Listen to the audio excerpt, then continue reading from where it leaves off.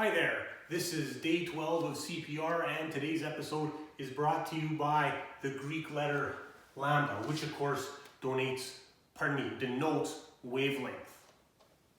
And today we're going to talk about gravitational potential energy. Before we talk specifically about gravitational potential energy, let's talk about potential energy in general. And potential energy in general is just stored energy. For example, a can of gasoline. A can of gasoline is basically potential energy. It's not doing any work at the moment, it's just sitting there, but if you pour it into your car and turn your car on, it'll do plenty of work for you. Remember, energy, of course, is the ability to do work. All right, now, gravitational potential energy. To get the idea of gravitational potential energy across, I want you to consider these two books here, one on the chair, one on the table. Which of these two books can do more work in terms of bug extermination? For example, if I were this rather large, fairly hairy, very radioactive spider, which book do I have more to fear from? Well, the book on the table, not so much. I move the book on the table a little bit, not much happens. Of course, the book on the chair, well, that is a different story. Okay. So obviously, as far as this spider is concerned, the book on the table, it has zero gravitational potential energy. It has the ability to do zero work as far as this spider is concerned. Okay. The book on the chair, well, of course, that's got a fair bit of gravitational potential energy. It's got the ability to do a fair bit of work on this spider. Now, here's another question. This book on the table, it doesn't have any potential energy as far as a spider on the table is concerned, but how about a spider on the floor? Well, yeah, then this book, it too now has some gravitational potential energy. So the thing about gravitational potential energy is it depends where your reference point is, where your 0 point is. Okay? If the spider were up here, okay, it would say, I'm not scared of this book. Okay? You could say that this book has zero gravitational potential energy. Okay? So gravitational potential energy, it's energy because of something's position in a gravitational field, and it of course depends on your frame of reference, where your 0 point is. Okay? Next thing we'll do is we'll talk about how to calculate gravitational potential energy. Okay, how to calculate gravitational potential energy. Let's suppose you're on a roller coaster. Here's the roller coaster at the bottom of the first big hill. Here it is at the top of the first big hill. And obviously, when it's at the top of that first big hill, it's got some potential energy. The question is, how much? Well, you could say, if you wanted this to be your 0 point, you could say, well, it's got zero potential energy. But that's no fun. Let's pretend that the 0 point for potential energy is down at the base of the hill. The hill has some height h. Well, what's the potential energy of the roller coaster right up there? And we'll assume that our roller coaster has some mass m. And again, we want to figure out if the 0 point for potential energy is down here, how much potential energy does it have way up there? How can we do this? Well, remember, energy is the ability to do work. If you do work on something, you change its kinetic energy. Well, if you do work on something, you can change its potential energy too. So suppose we say this, the change of potential energy between here and here is going to be equal to the work done in getting the roller coaster from here to here. Now, of course, how much work does it take to get the roller coaster from here to here? Well, if you're dragging the roller coaster up the tracks like you're supposed to, that's a pretty complicated calculation because let's face it, your force is at an angle and you got to worry about components. Okay, way too much bottom. We're physicists, we can do anything we want, so instead of dragging the thing up the track like we're supposed to, why don't we just lift it straight up like this? And of course, if we're going to lift it straight up like this, let's not kill ourselves. Okay? Instead of accelerating it to some tremendous velocity, we'll just pull it up at some nice constant velocity. And of course, as you're pulling it up at some nice constant velocity, the force of gravity is pulling down, and the force you're exerting up is going to cancel off the force of gravity down.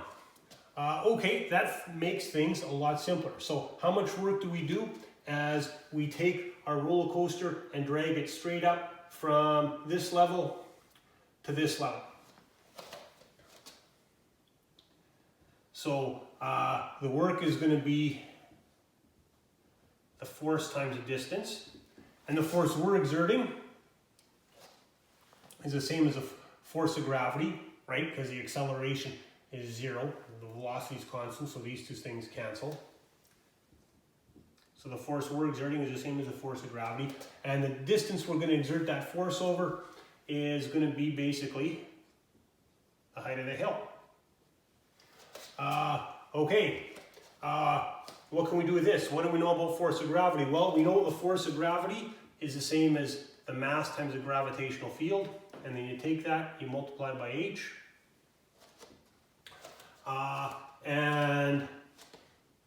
What can we do with the other side of this equation? Remember, delta P is equal to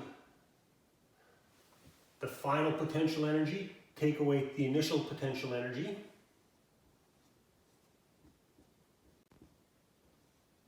Whoops. Delta P is the final potential energy, which is what we're trying to find. Take away the initial potential energy, which is 0. P.E. take away 0 is just P.E. And there you go. If you want to figure out something's potential energy, there's how you calculate it. MGH. It's basically the work done in lifting whatever it is straight up. And the key here, when you do this, you have to remember that h is the height above the reference point. The next thing we'll do is an example. All right, here's a simple little example. Boxcar has a potential energy of 10 to the 9th joules. I believe that's 1 billion joules with respect to the bottom of a hill. How much work would gravity do as the train rolls to the bottom? So here's the situation over here. Okay? Again, first thing you do whenever you're faced with a problem is get a diagram going that has all the information you're given. Here's our train at the top of the hill with an initial potential energy of 10 to the 9th joules. And then it's going to be at the bottom of the hill. And of course, that's our reference point for potential energy. So its second potential energy down there is 0. Remember, in the question it says, the boxcar has a potential energy of 10 to the 9th joule with respect to the bottom of a hill. That means the 0 point for potential energy is at the bottom of the hill. Okay, how much work does gravity do? Well, this is actually a pretty complicated question if you're gonna say, okay, now what is the component of force acting on the train as it pulls it down this hill that's on a slant? You got to play around with components. Okay, too complicated. How about this? Okay, the work done is going to be equal to the change in potential energy, which is going to be the final potential energy, 0. Take away the initial potential energy, 10 to the 9th. 0 take away 10 to the 9th is negative 10 to the 9th joules. Don't forget, potential energy is an energy, so it's going to have units of joules or Newton meters. You can prove that using the formula MGH. I believe there's a question like that in your assignment. This negative sign might bother a few people. Well, potential energy is maybe a little bit weird as far as negatives are concerned. If I'm doing work against gravity to increase something's potential energy, that's positive work. If gravity does the work and to decrease its potential energy, well, that's negative work. And here, obviously, gravity is doing the work as it goes down the hill, causing the potential energy to decrease. Turns out to be a negative number. So as far as an assignment is concerned, once again, that will be posted, and you can complete that for Monday, I guess. Monday we're going to take a look at the law of conservation of energy. Should mention that potential energy